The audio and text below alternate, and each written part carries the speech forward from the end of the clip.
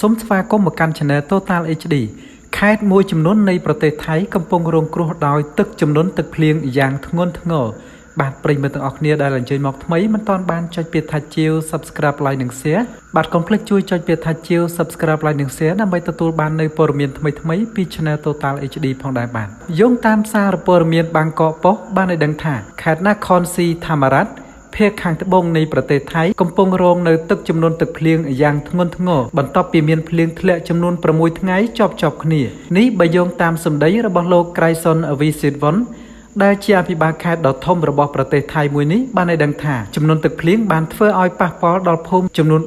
351ភូមិស្ថិតនៅក្នុងស្រុកចំនួន15ស្រុកផ្សេងគ្នាដែលក្នុងនោះធ្វើឲ្យប៉ះពាល់ដល់ប្រជាពលរដ្ឋចំនួន 16709 គ្រួសារស្មើនឹងប្រជាពលរដ្ឋសរុបចំនួន 47939 នាក់អភិបាលខេត្តរូបនេះបានបន្តថាផ្ទះចំនួន8ខ្នងត្រូវបានទឹកជំនន់បំផ្លាញខ្ទេចខ្ទីតែម្ដងហើយស្រែចម្ការរបស់ប្រជាពលរដ្ឋសរុបចំនួន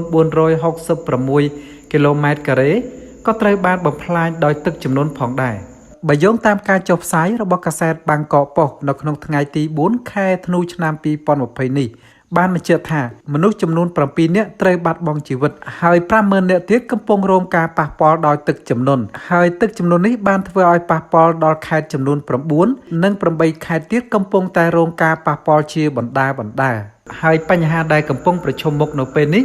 គឺទឹកជំនន់ទឹកភ្លៀងកំពុងតែបន្តកើនឡើងក្នុងកម្រិត70ទៅ100សង់ទីម៉ែត្រនៅលើផ្លូវថ្នល់ដែលជាឧបសគ្គដ៏ធំមួយនៅក្នុងការធ្វើដំណើររបស់ប្រជាពលរដ្ឋទូទៅនិងអាជ្ញាធរដែលត្រូវចុះជួយប្រជាពលរដ្ឋជាងនេះទៅទៀតខេត្តមួយចំនួនក៏ត្រូវប្រឈមនឹងបញ្ហាមួយចំនួនទៀតផងដែរក្រោយពីទឹកស្រកអស់ទៅគឺខ្វះស្បៀងអាហារនិងបញ្ហាសេដ្ឋកិច្ចព្រោះតែដំណាំស្រែចម្ការរបស់ប្រជាពលរដ្ឋភាគច្រើនត្រូវបានទឹកចំនួនបំផ្លាញតិចគ្មានសល់បាទប្រិយមិត្តអរគ្នាបាទនេះគឺជាព័ត៌មានបាននៅឯប្រទេសថៃបាទប្រិយមិត្តឥឡូវនេះគឺប្រិយមិត្តបានជ្រាបរួចមកហើយគឺថាប្រទេសកម្ពុជាយើងបាទកំពុងតែជួបប្រទះនៅបាទអាកាសធាតុត្រជាក់ខ្លាំងមែនទែនបាទពីមួយថ្ងៃទៅមួយថ្ងៃ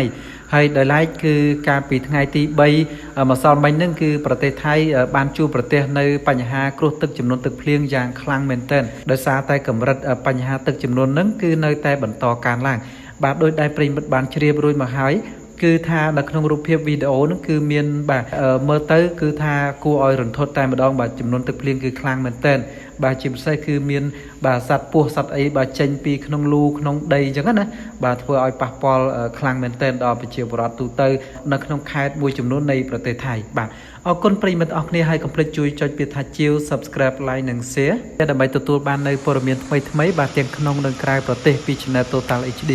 បាទសម្រាប់ពេលនេះខ្ញុំបាទសូមគោរពលាជួបគ្នាជាបន្តជាមួយនឹងអត្ថបទថ្មីៗជាបន្តទៀតបាទសូមអរគុណ